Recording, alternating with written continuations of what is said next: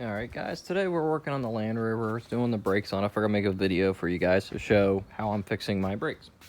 I got the notorious brake leak in the back, like everybody has. Everybody says go to Land Rover, buy the kit, buy the kit, buy the kit.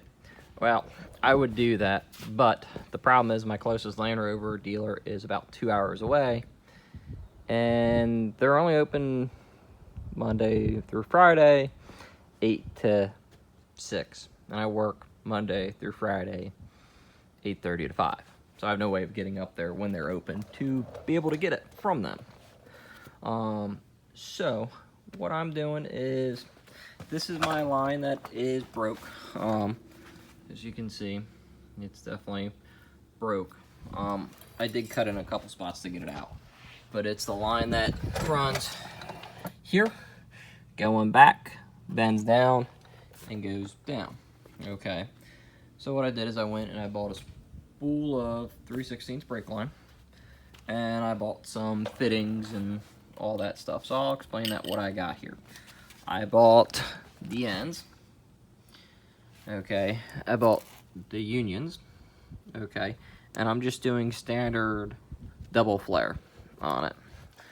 So that way I have a double flare and I can put my flares together.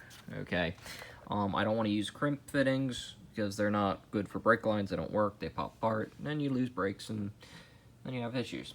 So I'm doing this. I'm running a new chunk of line, and I pulled the line down. Let me crawl under here and show you guys.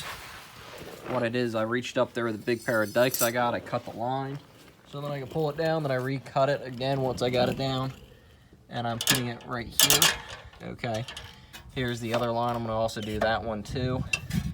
So I'm reaching up here by the exhaust. I just bent the heat shield back a little bit because this thing's got some rust underneath of it I need to fix. I think I got to change the skid plate. You can see that's all rusty. That's shot. The fuel tank skid plate, I know it holds the fuel tank in. So that's on my list of things to do too. First things first, I want to do is get brakes in the back of this. I got front brakes. The front brakes work great. Back brakes, not so much. The whole problem is with running a whole new line is it runs here, it runs above the frame, and then it runs up above the frame and above the frame and goes up and up and up and up, and then it goes up there.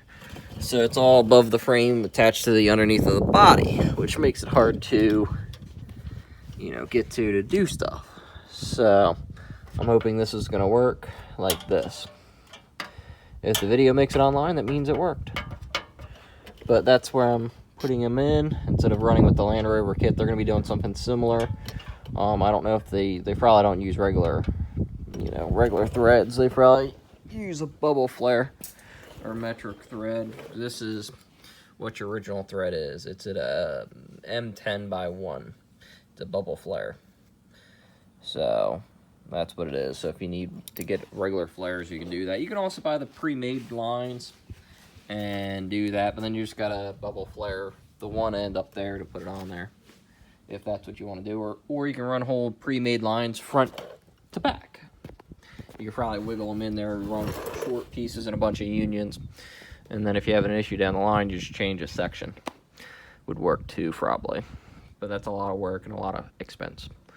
So that's what I'm doing, because I got 2 brake lines leaking. They're both my rear lines are leaking in the same spot.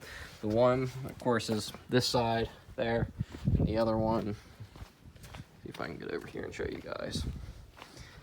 The other line is leaking, I don't know, somewhere up under here, under where it runs, back under there somewhere.